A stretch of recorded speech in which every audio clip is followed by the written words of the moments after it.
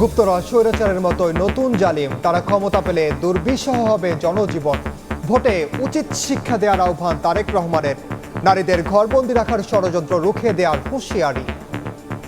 নারীদেরকে ঘরে বন্দি করে রেখে কোনোভাবেই আমরা বাংলাদেশকে সামনে যেতে পারবো, এটি আমরা কখনোই মনে করি না।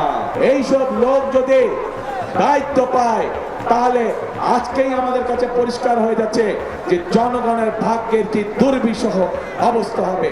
যে 12 তারিখের পর থেকে তারা জনগণকে নাকে দড়ি দিয়ে ঘোরাবে, তাদেরকে উচিত শিক্ষা আপনাদেরকে দিতে হবে। একটি দলের বিরুদ্ধে নারীদের উপর হামলার অভিযোগ জামাত আমিরের। অভিযুক্ত ধরা পড়ায় হ্যাকের সত্যতা প্রকাশ হওয়ার দাবি। উত্তরবঙ্গকে শিল্প হাব বানানোর ঘোষণা। একটি দল এবং তাদের লেলিয়ে দেওয়া কিছু কাণ্ডজ্ঞানহীন মানুষ আজকে বাংলাদেশের বিভিন্ন জায়গায় মা বোনদের নারীদের গায়ে হাত দিচ্ছে।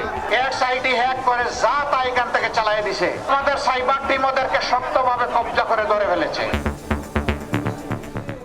দেখছিলেন প্রধান শিরোনাম। দুপুরের সময়ের সঙ্গে আছি আমি ওমরিনা। এবার অন্যান্য শীর্ষ সংবাদ। নির্বাচনী প্রচারণা তুঙ্গে, সেনাবাহিনীর সঙ্গে খারাপ আচরণকারীরা দেশে শান্তি চায় না বলছে বিএনপি। অত্যাচারীরা ক্ষমতায় যেতে পারবে না, আশা 11 দলীয় ঐক্যের। নির্বাচনে কেউ বিশৃঙ্খলার চেষ্টা করলে ছাড় না দেওয়ার হুঁশিয়ারি নৌবাহিনী প্রধানের। অপপ্রচারে বিভ্রান্ত না হওয়ার আহ্বান। আচরণবিধি মানাতে সেনাবাহিনীর অভিযান। 12 ফেব্রুয়ারির দিকে তাকিয়ে পুরো দেশ সুষ্ঠু নির্বাচনে স্থিতিশীলতার আশা মানুষের। ভোটে পরাজিতরা শক্তিশালী বিরোধী দলের ভূমিকায় না এলে গণতন্ত্র ঝুঁকিতে পড়ার শঙ্কা। নিউ মোরিং টার্মিনাল বিদেশিদের কাছে ইজারার সিদ্ধান্তের প্রতিবাদে অনির্দিষ্টকালের কর্মবিরতিতে শ্রমিকরা।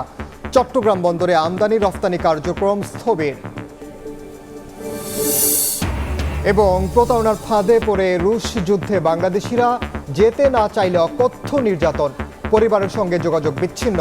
রাশিয়ার পথে পা বাড়ানোর আগে সতর্কতার পরামর্শ।